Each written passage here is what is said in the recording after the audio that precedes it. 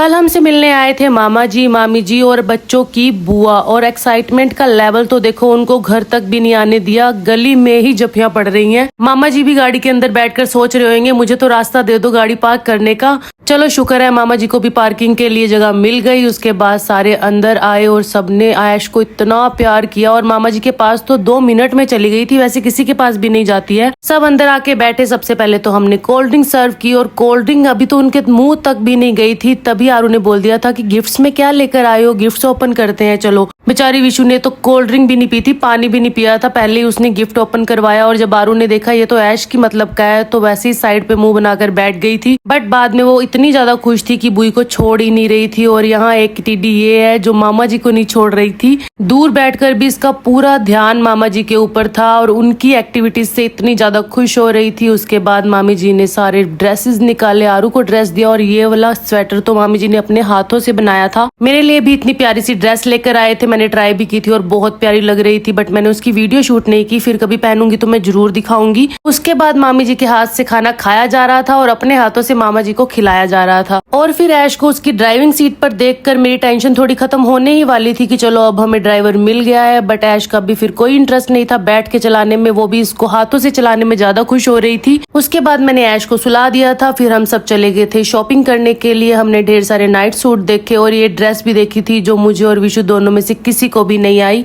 यहाँ बस इसी जगह पे हमें मोटे होने पर अफसोस हुआ, वैसे हमें कोई अफसोस नहीं होता है मोटे होने पर। दोपहर में धूप इतनी हमें बर्दाश्त नहीं हो रही थी, पर शॉपिंग करना हमारे लिए बहुत जरूरी था, इसलिए हम सारे बाहर निकले हुए थे। फिर इवनिंग टाइम ही हो गया था। उसके बाद आरू की डिमांड थी कि हमें पिज्जा खाना है। मामी जी और मम्मी तो इंटरेस्टेड नहीं थे, तो हम सब निकल गए थे पिज्जा खाने के लिए। फर्स्ट रेस्टोरेंट में गए, उनके पास पिज्जा अवेलेबल ही नहीं था और वहाँ से हम बाहर आ गए। अब खाना तो आरू को आज पिज्जा ही था। फिर गाड़ी में बैठते ही मेरे नेल ने मेरा साथ छोड़ दिया और मेरा दिल इतना घट रहा था, बट नेल को छोड़कर फोकस मैंने अपने पिज्जा पे किया। चलो शुक्र है हमें इतना पास डोमिनोज मिल गया था कि हमें इतना दूर नहीं जाना पड़ा, क्योंकि आज पिज्जा खाने के पीछे हमें पता नहीं कौन कौन से रेस्टोरेंट विजिट करने पड़ते। आरू पिज्जा देखकर फुल खुश थी और पेट भर के उसने पिज्जा खाया। उसके बाद हम निकल पड़े थे घर के लिए। और अगर हम बाहर जाएं और कुछ भूल के ना आए, ऐसा तो हो नहीं सकता। फर्स्ट रेस्टोरेंट में हम ऐश का सिपर भूल आए थे पानी वाला, वो मामा जी दोबारा लेने के लिए उसको लिया और अब हम अपने घर आ गए थे। और मैं सबको बताऊंगी कि ये वाले नेल एक्सटेंशन कोई भी ना करवाए, जिनके बच्चे हैं वो तो बिल्कुल ना करवाए, क्योंकि इनको लगाकर कोई काम नहीं होता। हाँ, अगर आप वेले हो तो आप जरूर करवा लेना।